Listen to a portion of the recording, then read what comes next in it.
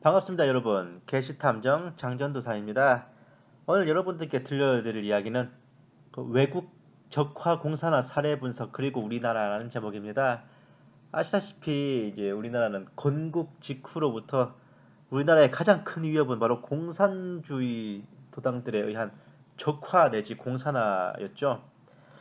근데 이제 이 공산주의라는 이데올로기가 다만 한반도만이 아니라 전 세계적으로 정말 팽배했던 그러한 이데올로기인 만큼 우리나라는 다행히도 아직 그들의 마술을 격퇴했지만 외국 다른 나라들 같은 경우에는 이렇게 공산화가 수립되어서 개고생을 한 나라들이 상당히 많습니다. 그래서 이제 오늘은 이런 외국에서는 어떤 방식으로 적화가 되고 공산화가 되었는가의 분석을 통해서 과연 우리나라의 운명은 어떻게 될지 한번 짚어보는 시간을 갖도록 하겠습니다. 칼 마르크스에 의해 공산주의 사상이 처음 등장한 이래로 이 달콤하면서도 이상적인 이념은 세계인의 가슴에 불을 질렀습니다. 모두가 계급 없이 평등한 사회를 이룩하고 공동 생산으로 함께 일하고 공동 분배로 함께 나누며 다 함께 잘 사는 세상을 만들자는 공산주의는 등장하면서부터 이목을 끌었어요. 특히 소외받고 가난한 민중들에게 그야말로 마약과 같은 달콤한 이념이었죠. 종교가 인민의 아편이 아니라 공산주의가 인민의 아편이에요. 이런 공산주의를 현실화시키려는 도전은 1871년 프랑스의 파리 코민에서 처음 시작되었습니다. 인류 역사상 최초의 공산주의 정권인 파리 코민은 그야말로 파격적인 정책을 펼쳤는데 최저임금제와 야간 노동 금지, 노동조합을 중심으로 한 공장 운영으로 노동자들의 경영 참여를 지원하고 주택 임대료 조정과 빈곤층 구제, 공창제와 도박의 금지, 직업학교를 세워 전문 직업 교육을 강화하고 초등학교를 의무 교육으로 무료 실시하는 등 지금도 훌륭한 복지 정책으로 평가받는 정책들이 지금으로부터 무려 148년 전에 세계 최초의 공산 정권인 파리 코민에서 시행되었습니다. 덧붙여서 여성과 외국인 권리 신장에 신경 써서 시민권을 부여하였으며 자유로운 결혼을 권장하고 독신 여성들과 자녀들에 대한 연금 지원도 실시하는 등 아주 세세한 부분까지 배려했죠. 창세기 1장 마냥 보시기에 매우 좋았습니다. 비록 이런 달콤한 꿈이 오래가지는 못했고 프랑스 정부군의 대대적인 반격으로 불과 70일 만에 파리 코민이 무너짐으로써 최초의 공산주의 정부 실험은 피바다로 끝이 맺었습니다. 그러나 파리 코민은 사회주의 혁명의 예행 연습에 일컬어지며 모든 공산주의자들의 롤모델이 됐죠. 훗날 러시아 혁명으로 소련이 건국된 뒤에 레닌은 소련 체제가 2달을 넘어가자 우리가 파리 코민보다 더 오래 갔다고 기뻐하기도 했습니다.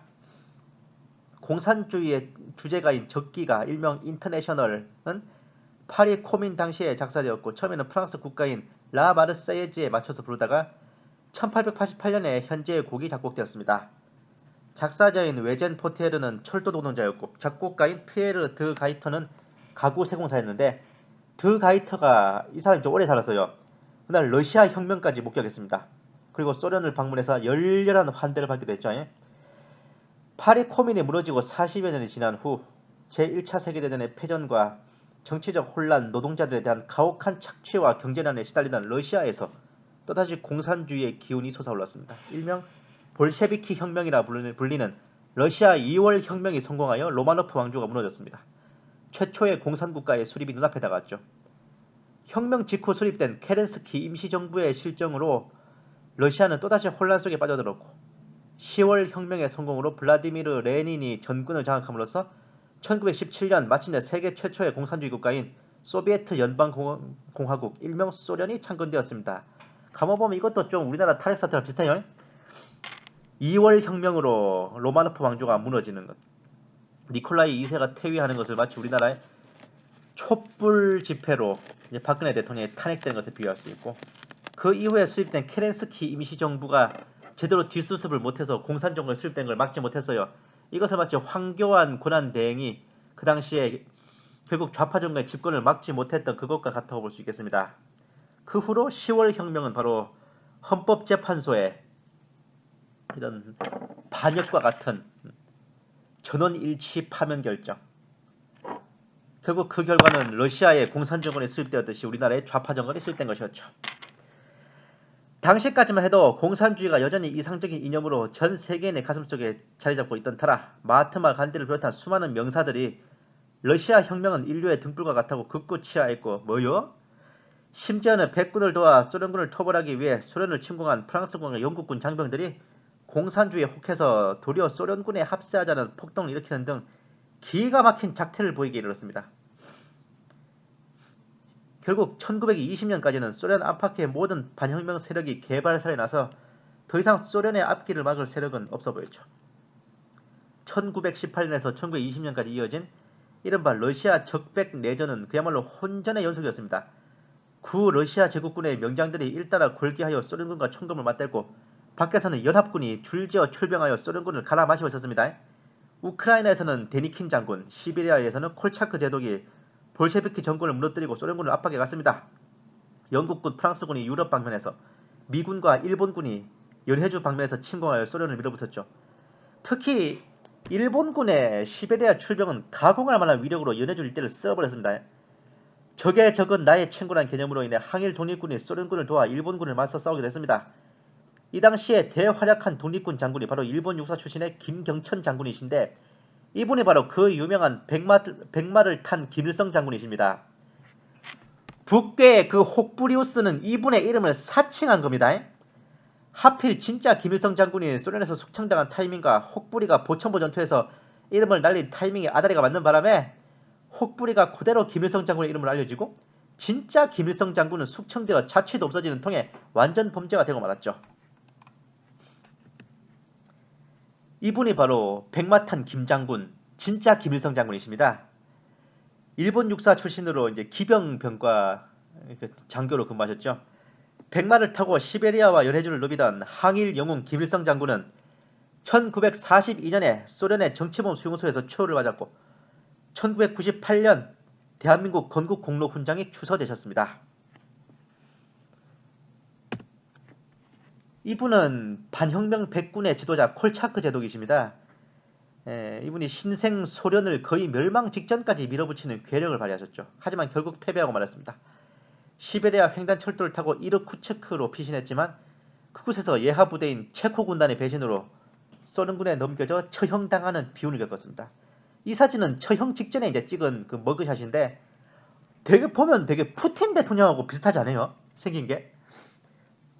근데 현재는 이분이 이제 러시아에서 복권이 그러니까 소련이 멸망한 뒤에 이분도 이제 복권이 됐어요. 그래서 러시아 전쟁 영웅으로 인정받고 계십니다. 참고로 그 체코 군단을 이끌었던 지휘관은 프랑스에서 파견된 모리스 제닌이라고 하는 장군인데, 이 사람의 배신으로 프랑스군은 엄청난 개망신을 당했습니다. 이 흑역사로 인해 모리스 제닌은 불명예의 장군으로 낙인을 찍혀 말았죠. 콜차크 제독의 일대기를 그린 영화 제독의 연인에서 등장한 모습입니다.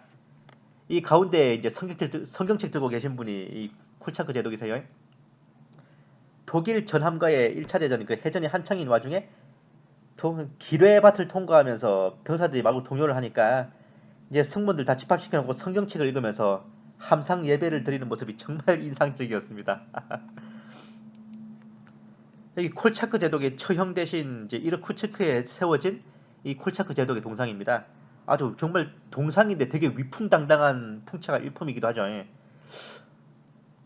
특히 이 동상에서의 백미가 바로 이제 콜차크 제독이 서 계신 단상에 새겨진 이제 두 병사인데, 바로 백군 병사와 소련군 병사가 함께 나란히 서 있는 모습입니다. 정말 뭐랄까, 적백 내전에 같이 총을 맺었던 이제 백군과 소련군의 화해를 상징해서 결국 이제 러시아 국민의 대통합을 상징하는 그런 모습이죠. 그리고 그 위에 당당히 서 계신 이 콜차크 제도, 참 격세지감이 느껴집니다. 예? 소련 시절에 정말 반동 분야로 처형당하신 분인데 참 이분이 정말 그 대영웅이 되신 걸 보면 말이에요. 일단 이 공산주의 국가 특유의 요 첫 끝발 개끝발 징크스가 있어요.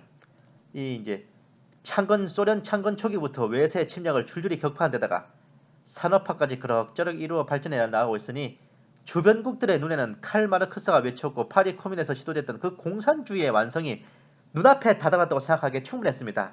게다가 이 소련 또한 이 좋은 걸 혼자만 갖고 있기는 정없다 생각했던지 공산주의를 적극적으로 전파하려 노력했고, 최초의 시도인 1921년 소련 폴란드 전쟁에서는 다행히도 소련군이 폴란드군에게 개처 발리면서 실패로 돌아갔습니다. 아이고 정의구현 돋습니다.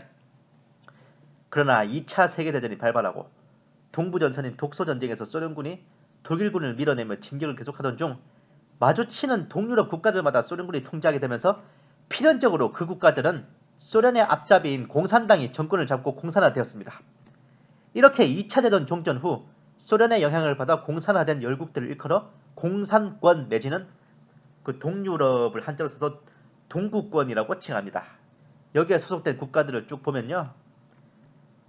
폴란드 인민공화국부터 헝가리 인민공화국까지 보면 공산주의 국가들은 보면 인민공화국, 사회주의공화국, 민주공화국, 뭐 사회주의 연방 이런 뭔가 호칭이 붙어요.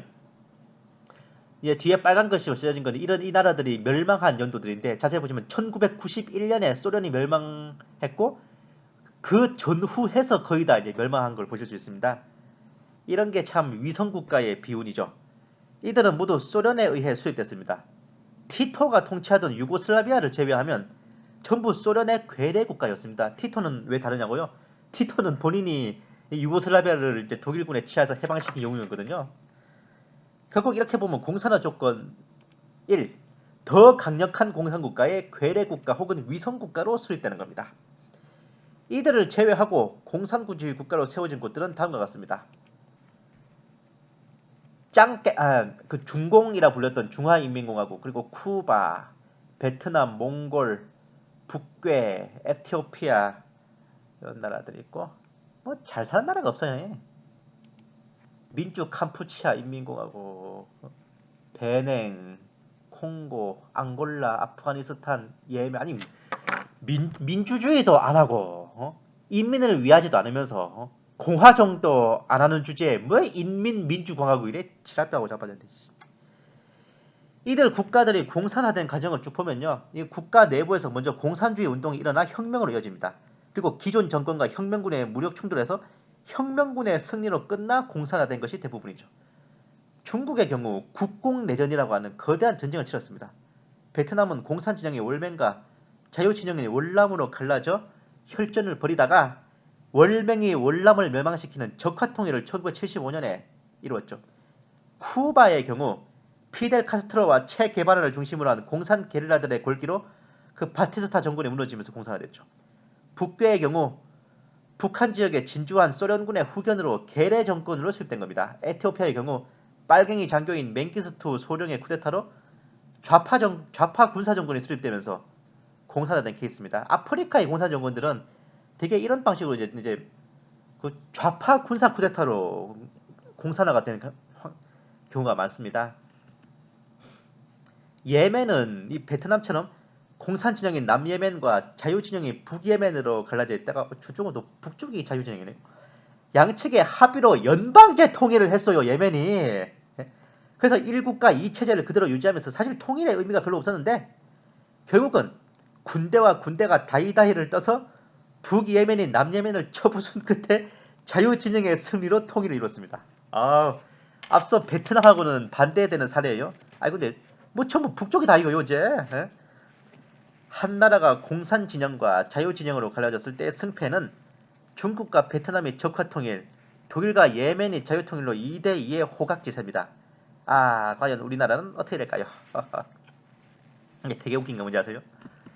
중국 같은 경우에는 이제 못했던 군대가 만주에서부터 쳐들어왔고 이제 국민당 군대가 남쪽에서 막는 또 이거 북쪽과 남쪽의 싸움에서 북쪽이 이긴 거죠. 베트남도 북베트남, 남베트남과의 대결에서 북베트남이 이겼죠. 그래도 예멘도 북예멘, 남예멘 싸움에서 북예멘이 이겼어요. 이거 우리나라도 북한 나면 불안한데 왜 이렇게 북에 사는 놈들이 싸움을 잘해 진짜. 각설하고 본 게시 탐정이 어쩌면 다소 지루할 수도 있는 이런 얘기들을 늘어놓은 이유가 역대 역사 속에서 공산주의 국가가 수립된 판례를 알아야 우리나라의 운명에 대해서도 그만큼 더 분석이 용이하기 때문입니다. 결국 역사적으로 보면 공산주의 국가가 수립되는 공산화 내지 적화가 이루어지는 사례는 이렇습니다. 국가 내부에서 공산주의 혁명이라는 경우 더 강력한 공산주의 국가의 무력 침공으로 괴뢰 정권이 수립된다. 분단 국가의 경우 공산 진영에 패퇴하여 적화 통일된다. 그런데 이 모든 사례는 한 가지 공통점이 있어요. 그것은 뭐냐? 군대와 군대의 맞짱에서 이긴 쪽이 38 광땡이라는 겁니다. 결코 정치적인 쇼부나 말로 적당하게 구렁이 담 넘어가듯이 공산화나 적화통일이 되는 경우는 없습니다. 독일의 경우 자유진영이 공산진영을 흡수하여 통일했지만 역시 엄밀히 따지면 체제 경쟁에서 동독이 서독과 비교할 바가 아닌 열세였죠. 군사력에서도 동독군은 서독군과 맞짱을 뜰 레벨이 아니었습니다. 제대로 붙었어도 서독이 이것을 각이었어요. 기타 모든 공산국가의 사례들은 소련이라는 강대한 무력이 쳐들어와 어거지로 세워놓았거나 공산 측과 기존 정부 측의 무력 대결에서 공산 측이 승리했기 때문에 결론적으로 공산화가 이루어지고 공산국가가 수립된 것입니다. 현재 우리 대한민국의 공산화 내지 적화에 대해 우려하는 목소리가 매우 높은데 본 게시탐정이 그러한 우려와 별개로 조금은 다른 시각을 갖는 것이 바로 여기에 있습니다. 물론 지금까지 그렇게 다 됐다고 이번에도 그렇게 다른 법이 어디 있겠냐 하시겠지만 그렇게 따지면 역사를 공부할 필요가 없습니다. 재판과 사법집행에 있어서도 판례를 인용할 필요가 없죠. 하다못해 포탄 한 발을 쏘는데도요. 이전에 그곳에서 사격을 했던 경험 재원을 반드시 참고하게 되어 있습니다. 이전에 있었던 일을 제대로 알아야 지금 일어나는 일을 똑바로 볼 수 있고 앞으로 일어날 일에 대해서도 보다 면밀하게 짚어볼 수 있는 법입니다. 본 게시탐정이 분명히 말씀드릴게요. 공산화나 적화통일은 결코 정치적인 쇼부나 말장난으로 슬그머니 이루어진 게 아닙니다.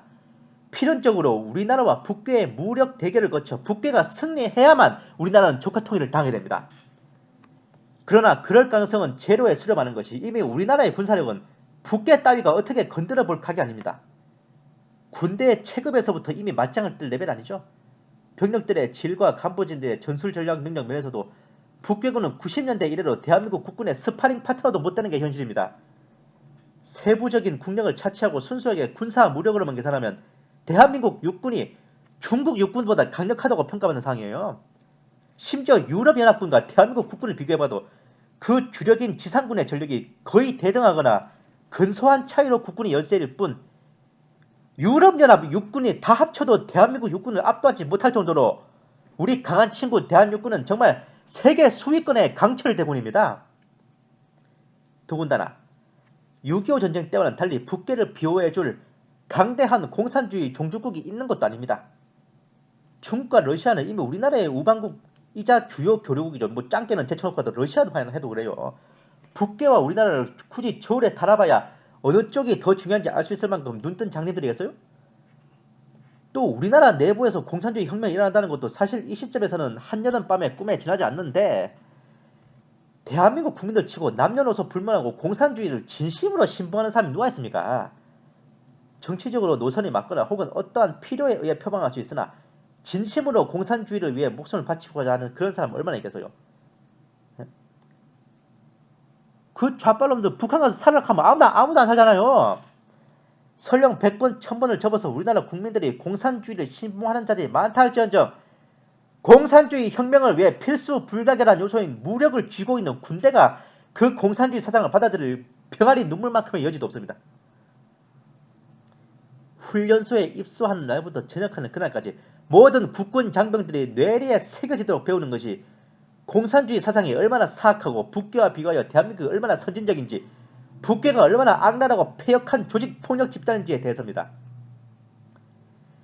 밖에서 사상이나 이념에 별반 관심이 없던 장정이라 해도 군대를 다녀오면 그렇게 뇌리에 심겨져요. 설령 좌파 사상에 젖어 북괴를 온전적으로 바라보던 자라 할지라도 북괴가 알아서 미사일도 쏴주고 포탄도 날려주고 도발을 해주며 군대 생활에 애로사항이 꼽히게 만들어주고 있기에 저절로 북괴와 3대 돼지를 갈아 마셔 주리라는 의지에 불타기 마련입니다. 북한 때문에 휴가 한 번만 잘려봐요.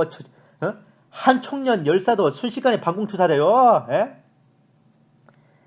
정말 3대 돼지는 대한민국을 사랑하는 진정한 애국자 007 제임스 본드를 능가하는 최고의 북파공자원이죠. 거기다가 북괴를 도와줄 공산주의 종주국은 없는데 대한민국을 도와줄 동맹국인 미국인 현재까지 건재합니다. 오히려 정권이 바뀐 뒤로는 북괴를 갈아 마셔버릴 기회만 노리면 매우 아름다운 상황이죠. 우리 인이가 은근히 미국을 멀리하고 북괴를 감싸려면 우리 국민들의 분노 게이지를 올려주겠지만 그렇다고 해서 결과는 달라질 수 없어요. 인이가 제대로 개념을 잡고 미국과의 동맹을 중시한다면 미국과 우리가 사이좋게 함께 북괴를 깨박살 내줄 것이며 문장이 끝내 개념을 못 잡고 갈팡질팡한다 해도 동맹이고 나발이고 우리 정부의 입장을 더 생각해 줄 필요가 없어진 미국이 언제든 기회가 됐다 싶으면 독자적으로 북괴를 개발살되는 결말이 될 뿐입니다. 미국 내에서 트럼프 대통령에 반발하는 세력이 만만치 않아 정세가 어지럽다 해도 이 결말에는 변동이 없어요. 왜냐? 대대로 미국이란 나라는 국내 어지러운 정세를 전쟁으로 해결해 나가는 아름다운 전통이 있는 국가입니다. 가장 유명한 사례로는 지퍼 게이트라는 게 있어요. 클린턴이 모니카 루비스키라는 백악관 여자 인턴 잘못 따먹고 위기에 처하니까 아프가니스탄을 폭격하는 전쟁을 일으켜 위기를 타결했죠. 그렇자도 미국을 다시 위대하게 만들겠다는 캐치프레이즈를 앞세우고 있는 판에 국내 정세도 다잡을 겸 시범 케이스로 북괴를 쑥밭으로 만들 이유는 특검에서 수집한 증거처럼 차고 넘칠 뿐입니다. 설령 미국이 끝내 북괴를 공습하지 않고 이렇게 차일피일 시간을 보내다가 휴거의 날이 오고 대환란으로 돌입한다 할지언정 곡과 마곡의 핵전쟁 과정에서 미국이 유럽과 이스라엘 전선에 신경 쓰느라 미군을 철수하지 않는 한 이 결말에는 변함이 없는데 만에 하나 주한미군을 철수한다 할지라도 그 경우 미군이 없으니 남조선은 한방이라는 착각에 빠진 북괴군의 전면 남침이 일어날 뿐이며 이미 자신들이 대한민국 국군과 맞짱을 뜰 레벨이 아닌 것을 알지 못하는 상태로 쳐들어오는 북괴군의 침공은 침략이 아닌 자살 돌격이며 역시나 결말은 북괴의 침공으로 심화해야 됩니다.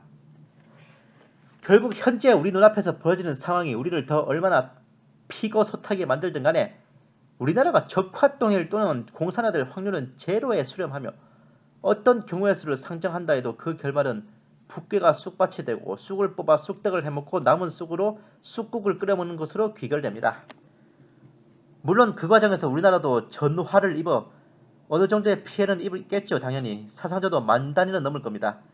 하지만 그 희생을 치른 후 우리가 얻을 것은 개성부터 아오지까지 북한 전역이 될 것이며 미네랄 맵 핵처럼 매장된 자원과 천수백만이 넘는 노동력과 더불어 전승을 거둔 강철대군과 함께 대한 사람이 대한으로 길이 보전하는 미래가 될 것입니다. 예전에 이제 2018년 6월경인가 그때 개헌 관련된 사항으로 불안감이 한때 높아졌던 적이 있었어요. 이런 연방제에 가까운 분권형 개헌이란 말에 우리나라 사람들이 정말 많이 놀랬죠. 이건 독일이나 미국처럼 연방국가 비슷한 수준으로 지방자치제를 실현한다는 겁니다. 대통령을 중심으로 한 중앙정부가 결정권을 쥔 중앙집권제에서 각 지방정부가 독자적인 판단과 행정을 해나가는 지방분권제로 변화시켜 나가겠다는 것이 골자였습니다. 비록 연방제라는 단어에서 고려 연방제를 연상시켜 알러지 반응이 일어나고 옛 소련의 러시아 혁명 사례에서 나타난 소비에트의 전례가 있기 때문에 이러한 분권형 개헌이 단결된 국가의 기강을 흐트리고 결국은 적화통일로 가는 징검다리가 되지 않겠느냐 하는 우려가 일어나지만 본 게시탐정이 말씀드렸다시피 업어치든 매치든 중앙집권제든 지방분권이든 간에 우리 국민들과 국군이 공산주의나 그 무슨 비슷한 걸 받아들일 마음의 자세와 실무적인 상태가 전혀 안 되어 있습니다. 게다가 100번 1000번을 접어도 북괴 주도의 통일을 이룬다는 것에는 조금의 동의가 없어요. 이거는 더불어민주당 당원을 불러놓고 물어봐도 그렇게 대답할까요? 네? 그런 개헌으로 적화통일이 된다는 건 매우 무리가 있습니다.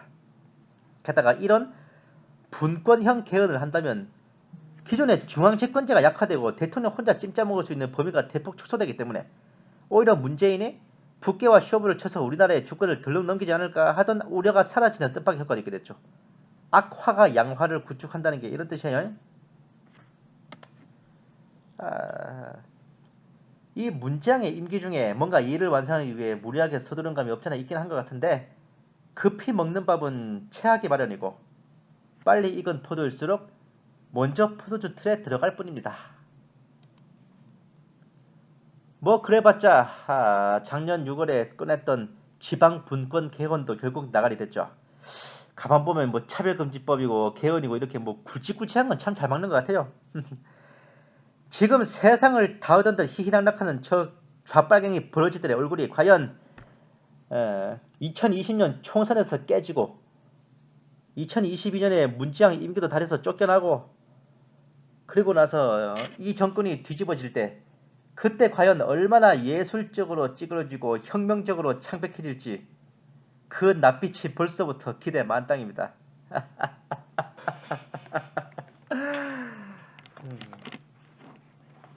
오늘 이야기는 여기까지 하겠습니다.